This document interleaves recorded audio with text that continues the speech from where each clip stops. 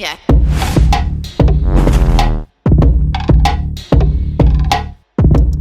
I think you touched upon a super important thing, which is having that hard conversation Yeah. and trying to be on the same page, before you start something, Yeah, right? And let's take two scenarios. Let's take one scenario where there is a pre-existing relationship. So, say for example, let's say today Maan Jetley is starting something with his two college friends, say the same co-founders.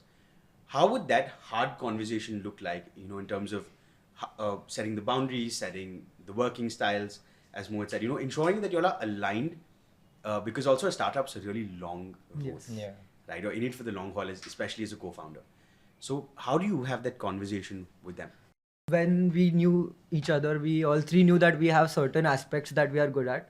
Like basically, I'm not good at math or tech, so I am a people's person. So I'll go handle all of these salons, managers, and all of that shit. So I'm like a people's person. So I knew like it was, as you said, we found the founder fit. So we knew that we all three, one is a finance guy, one is a ops guy, and the other is a tech guy. So we all knew that we had our directions initially set.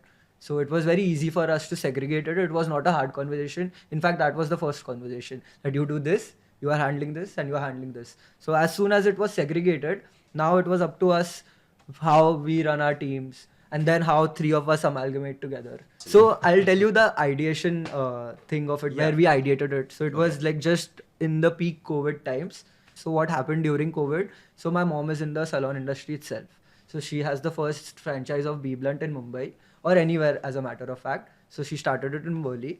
And then just before COVID, I used to go sit on the floor with her, manage the salon and everything. And then we decided, let's start two more of our own. So we started that, and then COVID hit.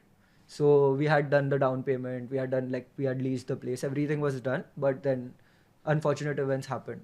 So at that time, I met my friends, was sharing with them the sad story that this has happened.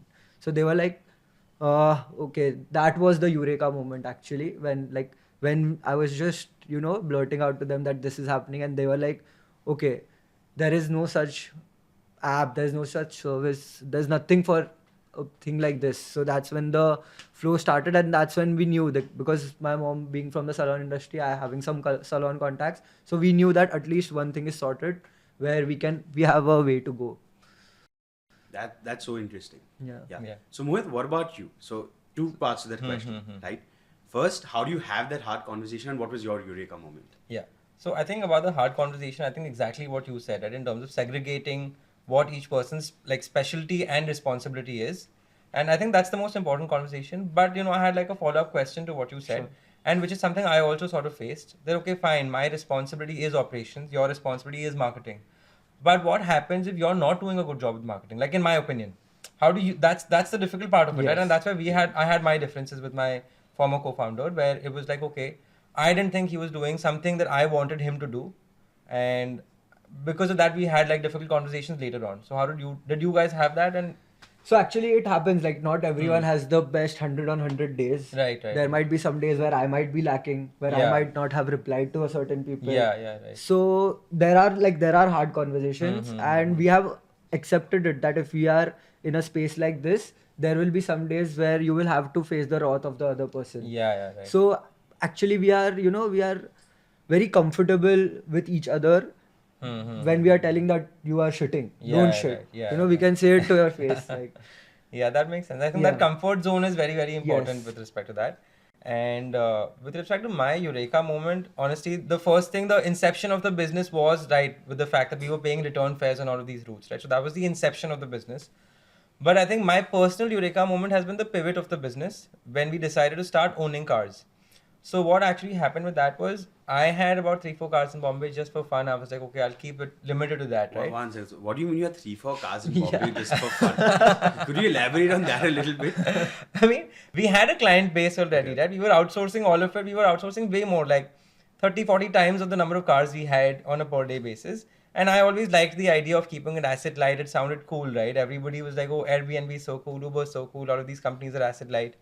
And it is also way less stressful to keep it asset light. But then what happened was one of these drivers, he came up to me and he said, sir, you have so much business with you. Why don't you take my car and you drive it? And I was a little reluctant at first. I was like, why is he giving his car to me to run it and all? But then I was like, okay, fine, I'll take it from you. And then I started realizing how much more money you make if you control the asset, how high your margins are, how much you can improve on your quality control and everything.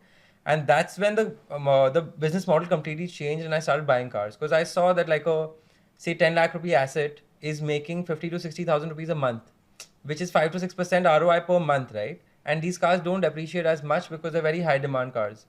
So then that's when I was like, oh my God, if this driver is guiding me to the fact that I should be buying more cars and I'm seeing this is making so much more money, why don't I go into it head on? And then that's when the business completely changed and I was like, okay, this makes complete sense and I'll go ahead with this.